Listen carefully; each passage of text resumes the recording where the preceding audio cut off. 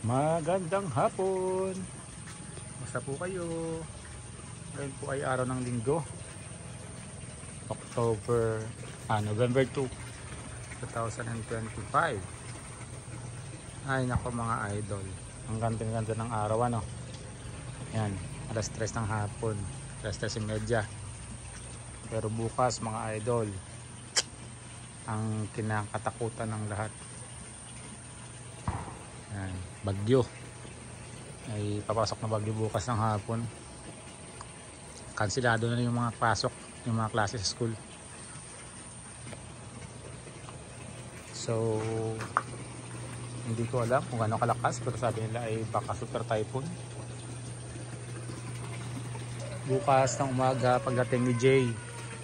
Yan, nagdala kami ng lubid dyan, kaliwat kanan yan. Lagyan natin lubid. Hopefully hindi siya ganun kalakas. Sana hindi mawawala lahat ng kwenta yung ating pinaghirapan ano. Meron pa tayong mga seedlings dito sa gitna. Sana hindi ganun kalakas ang bagyong yun. Olmeti, tapos limambo yan mga idol, kape tayo. Paghapon ngayon sinasanay ko ng sarili ko 3-in-1 yung iniinom kong kape. Pero sanay talaga ako sa sa itim, black oak yan o. Yan mga idol, ang ganda-ganda nila yung bamboo. Tapos meron tayo ditong romaine na lang, nagtay tayo ulit. Sana hindi ganun kalakas. For harvest ito sa sa 8. Marami na nag-aabang sa ating mga lettuce, mga lodi. Sa mga growers ko dyan, ay hingang malalim. Hello, I'm vlogging, checking seeds sa lababa.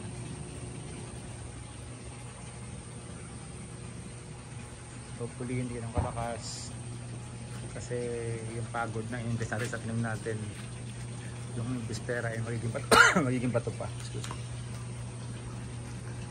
So, pag itong hapon yung net, ayan, tinatanggal ko na.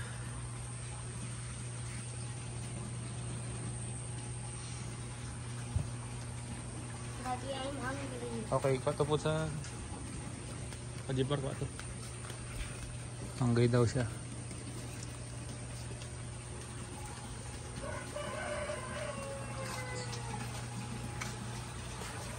Diba mga idol? Ito yung mga period of time na nababahala ka talaga. Sana wag matuloy.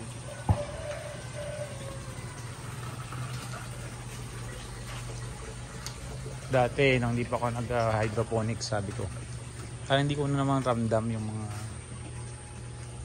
nararamdaman mga magsasaka lalo tigit din sa mga farmers natin na nagtatanim ng palay. Yung sa atin nga ngayon dito, greenhouse to, kinakabahan na tayo how much more yung mga palay na outdoor, nasa yun, hindi yung control environment, diba?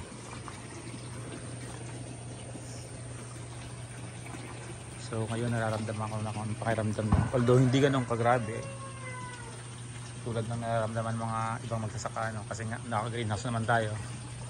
Pero ganun pa man, nag-invest pa rin tayo dito ng pera pagod, panahon, oras. Dipit tayo nga ng tubig yan.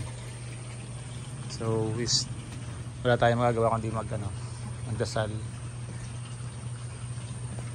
mag-hope na and pray na hindi landfall ng ganong kalakas. Anyway, kung napanood nyo po yung video natin to at nagustuhan nyo, ay pa-comment down below naman po para po tayo ma-inspired at makagawa pa tayo ng mga maraming video tulad dito. At kung hindi naman po kalabisan, please do subscribe and hit the notification bell button. Yan. So, ngayon po, yan na po munang update natin dito. Bukas ang umaga mag-update kami ulit sa aming mga ginawang safety, o paano namin mga gagawang kahit paano ay maging safe ng ating mga tanim dito mga idol.